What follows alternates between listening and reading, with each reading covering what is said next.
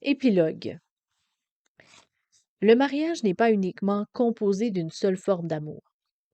Ce n'est pas seulement la passion romantique ou juste l'amitié, ou les devoirs et les obligations.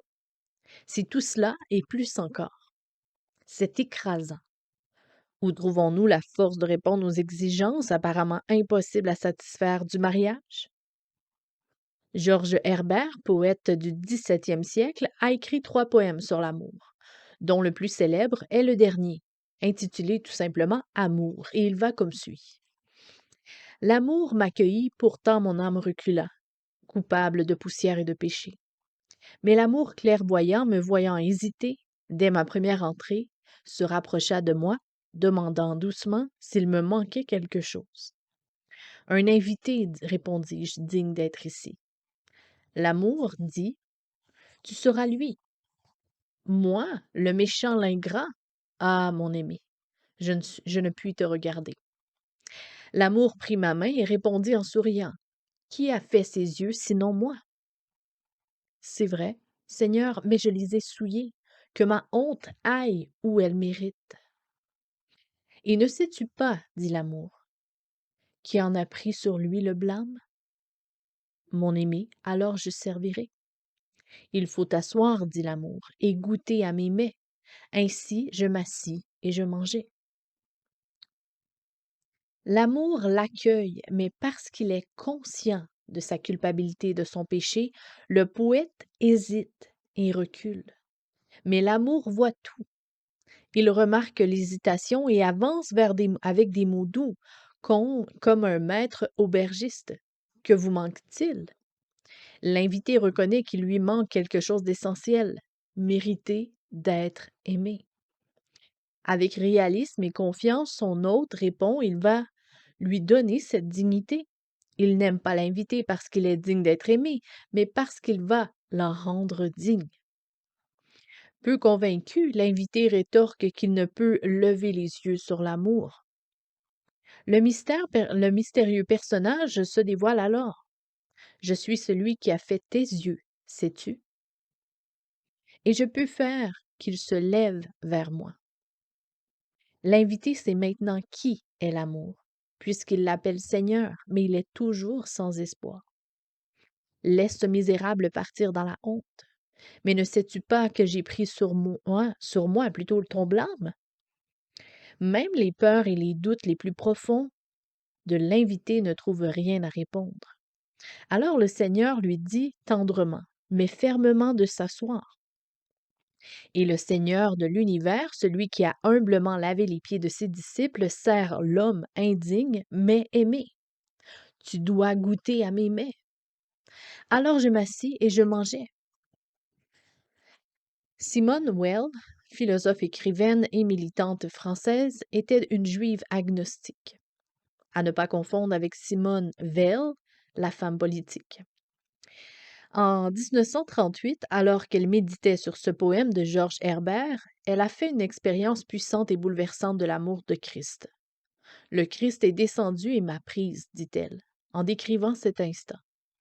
À partir de ce moment, elle est devenue chrétienne. Elle n'attendait ni ne recherchait une telle expérience. Elle n'avait jamais rien lu sur les expériences mystiques. En tant que juive agnostique, elle ne comptait certainement pas sur Christ pour en vivre une. Pourtant, dans ce poème, le sacrifice de Christ sur la croix est devenu une réalité pour elle. Dans cette soudaine emprise du Christ sur moi, j'ai senti, au cœur de mes souffrances, la présence d'un amour analogue à celui qu'on lit dans le sourire d'un visage aimé. Quand nous avons parlé de la conversion de Louise Amperini, et vu d'ailleurs un très bon film, hein, cherchez ça, c'est très bon, et vu que la vague de l'amour de Jésus qui l'a submergé lui a immédiatement donné la capacité de pardonner à ceux qui l'avaient torturé pendant des années. Nous avons dit que la croissance spirituelle n'advenait pas toujours ainsi. C'est la même chose pour Simone Weil. Le poème d'Herbert est un chef-d'œuvre d'art sacré. Il produira une infinité de petites révélations et il a profondément marqué mon cœur. Mais si vous en entendez une rencontre spirituelle définitive qui efface tout doute et crainte, vous serez probablement déçu. Quoi qu'il en soit, L'amour de Christ est la base solide d'un mariage rayonnant.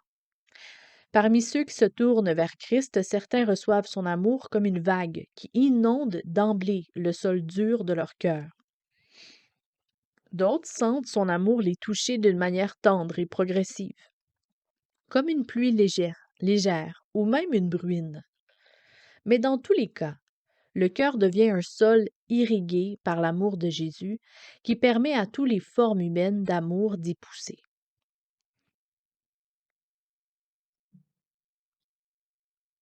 Mes chers amis, aimons-nous les uns les autres car l'amour vient de Dieu. Qui n'aime pas n'a pas connu Dieu car Dieu est amour. Et voici en quoi consiste l'amour. Ce n'est pas nous qui avons aimé Dieu, mais c'est lui qui nous a aimés. Aussi a-t-il envoyé son Fils pour apaiser la colère de Dieu contre nous en souffrant pour nos péchés. Mes chers amis, puisque Dieu nous a tant aimés, nous devons nous aussi nous aimer les uns les autres. Dieu, personne ne l'a jamais vu. Mais si nous nous aimons les uns les autres, Dieu demeure en nous et son amour se manifeste pleinement parmi nous. 1 Jean 4, verset 7, verset 8 et verset 10 à 12. Appendice. Les rôles d'homme-femme dans la prise de décision. Tim et moi, c'est-à-dire Cathy, avons appliqué les principes suivants pour nous aider à prendre des décisions, banales, voire plus complexes. Ces 4 principes nous ont été utiles et j'espère donc qu'ils le seront aussi pour vous. Premier point, le mari, à la manière du Fils envers nous, ne fait jamais état de son autorité pour son plaisir, mais uniquement pour servir les intérêts de sa femme. Être le chef ne signifie pas que le mari se contente de prendre toutes les décisions, ni qu'il fait prévaloir son point de vue à chaque dispute. Pourquoi? Jésus n'a jamais fait quoi que ce soit pour lui-même. On peut lire en Romains 15, versets 2 à 3. Un serviteur chef doit sacrifier ses désirs et ses besoins pour le plaisir et l'édification de son conjoint. Autre point. La femme ne doit jamais être seulement conciliante, elle doit tout mettre en œuvre pour valoriser son mari. Elle doit être l'amie fidèle et la conseillère la plus proche de son mari, comme il doit l'être pour elle. Proverbe 2, 17. Se compléter en accueillant l'autre exige beaucoup de compromis. Chacun doit laisser l'autre s'exprimer et présenter ses arguments. Se compléter est un travail difficile qui demande qui demande des propos remplis d'amour, voilà. Proverbe 27, verset 17, et de tendresse, 1 Pierre 3, verset 3 à 5, qui affûtent, enrichissent et renforcent mutuellement. La femme doit engager chacun de ses dons et de ses ressources dans le dialogue et l'homme, comme tout bon gestionnaire, doit savoir quand céder à l'opinion experte de sa femme plutôt que d'imposer la sienne quand elle est moins bien étayée. Autre point. Une femme ne doit pas plutôt une obéissance inconditionnelle à son mari. Aucun être humain ne devrait obéir aveuglément à un autre être humain. Comme l'a dit Pierre, il faut obéir à Dieu plutôt qu'aux hommes. On peut lire Actes 5, verset 29. Autrement dit, une femme ne devrait pas obéir à son mari ou l'aider à commettre des actes interdits par Dieu, comme vendre de la drogue ou abuser d'elle physiquement. S'il la frappe, par exemple, elle devrait lui dire l'aide puissante prévue par Dieu en l'aimant, en lui pardonnant du plus profond d'elle-même, mais aussi en le faisant arrêter par la police. Faciliter la tâche de quelqu'un qui agit mal n'est jamais une manifestation de gentillesse ou d'amour. Autre point. Endosser le rôle de chef a pour seul but de servir votre femme et votre famille. On entend parfois dans la vision biblique que la femme comme l'homme sont appelés à se servir mutuellement de façon désintéressée, alors où est la différence? Il est clair que le Fils obéit à son chef, le Père, et que nous obéissons au nôtre, le Christ. Mais comment cette autorité s'applique-t-elle à des personnes qui se servent mutuellement, égales en dignité et en identité? Eh bien, le chef ne peut l'emporter sur sa femme que s'il est sûr qu'elle a fait un choix destructeur pour elle-même ou la famille. Il n'exerce pas son autorité de façon égoïste, n'en faisant qu'à sa tête, concernant la couleur de la voiture qu'ils achètent, la possession de la télécommande ou en décidant de sortir pour une soirée entre copains, alors que sa femme lui a demandé de rester à la maison pour l'aider à s'occuper des enfants. C'est dans ce domaine que les malentendus sont les plus fortement ancrés, chez les hommes comme chez les femmes. Et certains hommes, inconscients ou peu désireux d'assumer leur rôle de serviteur-chef, croient que le simple fait d'être un mâle leur donne tous les droits. Et les femmes, souvent victimes d'une telle mauvaise compréhension, ne veulent pas d'un enseignement qui les reléguerait plutôt à un statut inférieur. Pourtant, dans un mariage où il n'y a que deux voix, comment dépasser cette difficulté sans que l'un des deux cède? Dans la grande majorité des cas, chaque conjoint cherchera à faire plaisir à l'autre, permettant ainsi de sortir de l'impasse. La femme cherchera à respecter l'autorité de son mari, qui, à son tour, tentera de plaire à sa femme. Dans un mariage sain et biblique, quand une telle relation est établie, une quelconque suprématie sera rarissime. Mais qu'en est-il si une décision s'impose et qu'aucun accord commun n'est possible? Quelqu'un doit avoir une voix prépondérante et assumer de ce fait la responsabilité finale de son choix. C'est ici que celui que la Bible appelle le chef endosse la responsabilité. À ce moment, chaque conjoint se soumet à son rôle. Il arrive souvent qu'un mari intelligent le refuse et que la femme intelligente l'accepte. Comme la situation risque alors de devenir chaotique, mais c'est là que nous sommes appelés à vivre l'histoire de la rédemption, dans laquelle le fils accorde de son plein gré le rôle de chef à son père, en disant que ta volonté soit faite et non la mienne. Vers la fin des années 80, Tim avait un poste de professeur à temps plein dans une banlieue tout à fait tranquille de Philadelphie et notre famille vivait confortablement. C'est alors qu'on lui a proposé de déménager à New York pour y implanter une église. L'idée l'a emballé alors que j'étais horrifiée. Élever nos 3 enfants habitués au grand air en les enfermant à Manhattan était impensable. De plus, parce que ceux qui connaissaient un peu Manhattan, presque personne ne pensait que le projet avait une chance de réussir. Je savais également que ce ne serait pas quelque chose que Tim pourrait accomplir avec des semaines de 35 heures. Toute la famille et pratiquement tout notre temps seraient engloutis dans l'affaire.